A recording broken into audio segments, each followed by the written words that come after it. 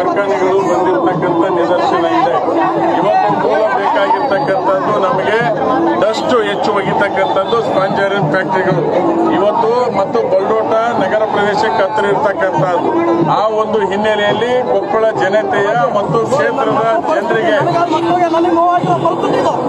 ಜನರಿಗೆ ಆಗಿರ್ತಕ್ಕಂಥ ನೋವು ನಮಗೆ ಮನವರಿಕೆ ಇದೆ.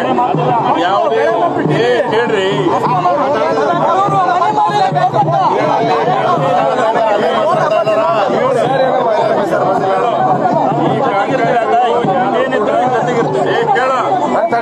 ಯಾರು ಕೂಡ ರಾಜಕಾರಣಿಗಳು ತಂದಿರ್ತಕ್ಕಂಥ ಕಾರ್ಖಾನೆಗಳಲ್ಲ.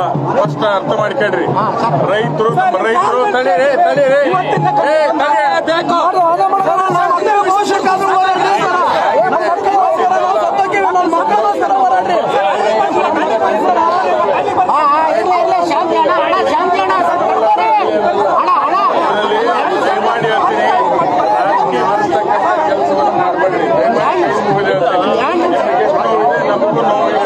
ಹಾಗಾಗಿ ಇವತ್ತು ಪಕ್ಷಾತೀತವಾಗಿ ಜನರ ಆರೋಗ್ಯ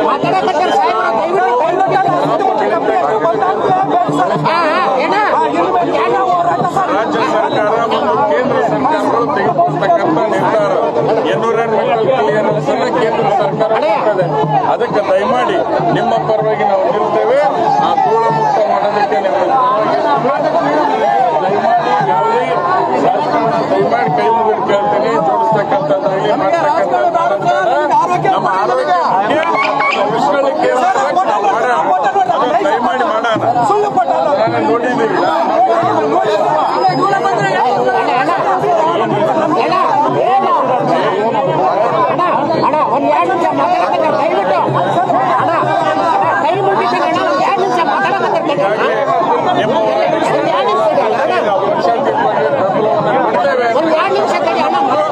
ಸರ್ವಪಕ್ಷ ನಿಯೋಗವನ್ನ ಮುಖ್ಯಮಂತ್ರಿಗಳ ಸಿದ್ದರಾಮಯ್ಯ ಸಾಹೇಬ್ರ ಹತ್ರ ಮತ್ತು ಕೇಂದ್ರದ ಮಂತ್ರಿಗಳ ಹತ್ರ ತೆಗೆದುಕೊಂಡು ಹೋಗ್ತಕ್ಕಂಥ ಕೆಲಸವನ್ನ ನಾವು ನೀವೆಲ್ಲರೂ ಸೇರಿ ಮಾಡೋಣ ಅಂತಕ್ಕಂಥ ಮಾತನ್ನು ಹೇಳಿ ಬಯಸ್ತಾ ಇದ್ದೀವಿ.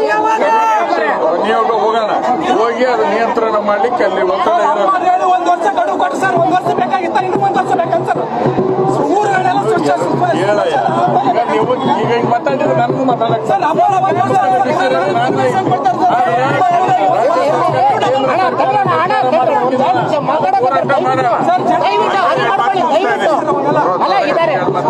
ಸರ್ ದಯವಿಟ್ಟು ಎಲ್ಲ ಹೋರಾಟಗಳನ್ನು ಮಾಡಿದಾಗ ಇದು ಹೋರಾಟ